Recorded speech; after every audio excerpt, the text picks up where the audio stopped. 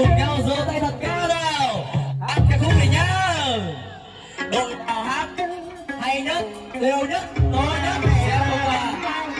Dù trong sầu đồ cao nhà vẫn hơn tình tay xăm sắc theo dần những màu gió nổi tên dân này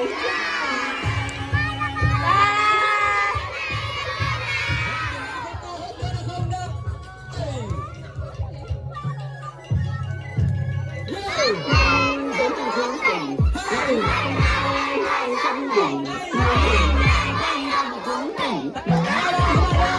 bên đây mình lòng son rồi ta đặt bên đây con đò tình hoa không thể nào chết là lâu khổ anh